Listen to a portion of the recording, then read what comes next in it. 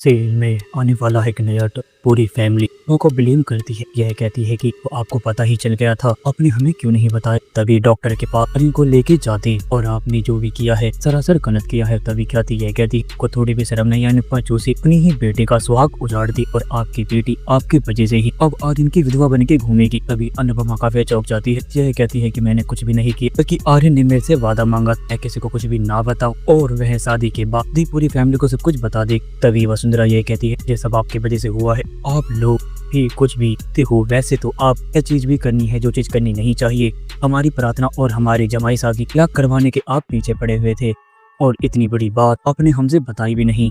आप हैं खाली आर्यन की मौत के कारण, आपके वजह से ही आर्यन हमारे बीच में नहीं रहा है। तभी माँ ये कहती है कि मैंने कुछ भी नहीं किया, मैंने तो बस इनका साथ दिया था। मुझे ऐसा लगा कि इन सबको बता देगा, मुझे नहीं पता था कि ऐसा हो जाएगा। वसुंधरा ये कहती है आपको पता क्या रहता है, आप हमेशा यही तो करती हो, आपको नहीं काम बनाने आते हैं, आप सिर्फ और सिर्फ काम बिगाड़ती हो। तभी माही भी उठ जाती है और ये कहती है अनुमा आपने ये क्या किया, अगर आपने मुझे पहले बताया हो ऐसा बिल्कुल भी नहीं होता। हम आर्यन जी हॉस्पिटल लेके जाते और आज आर्यन जी बच जाते, क्योंकि उन्होंने काफ़ी ज़्यादा ओवरडोज ले लिया था।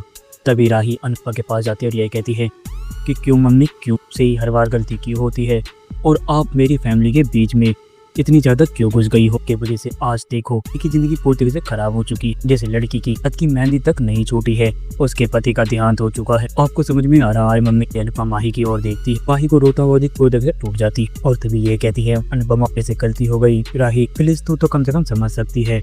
तभी प्रेम ये कहता है अनु मैम मैं आपको अपना भगवान जैसा मानता था और मुझे ये लगता था कि आप कभी गलती नहीं कर सकती। जो आज आपने किया है इसलिए आपको कभी माफी नहीं मिले। कोठारी फैमिली कहते हैं ये लोग मनहूस हैं, इन लोगों को इस घर में रहने का कोई भी शौक नहीं। माही और राही की जगह धक्के मार के इस घर से निकालते, पूरी फैमिली को के मार के घर से बाहर निकाल देते हैं और अनुपमा के साथ पूरी फैमिली घर पे आती है और अबूजी अनुपमा से ये कहती है कि अनुपमा मैंने तुझे कभी भी कुछ भी नहीं बोला, पर आज बोलता हूँ तू गलत थी और तूने गलत की, पर तू पूरी फैमिली को बता देती तो ऐसा होता ही नहीं। राघव ये कहता है कि क्या करते, आर्यन ने टाइम मांग, अनुपमा जी ने उसे माही के लिए टाइम दिया और जब ऐसा हो गया अब लोग अनुपमा जी को ही ब्लेम कर रहे हैं। अनुपमा ये कहती है कि मैं सब कुछ मेरी ही गलती है, मुझे कुछ भी करके आर्यन को वापस लाना हो, आर्यन को कुछ भी नहीं हुआ है, उन डॉक्टरों से गलती हुई होगी। अनुपमा हॉस्पिटल की ओर भागने लगती है। राघव अनुपमा को पकड़ता और ये कहता कि आप ये क्या कर रही हो, अनुपमा जी का दिमाग खराब हो चुका है, अब इस दुनिया में नहीं रहा है और आपको अपने आप को संभालना होगा।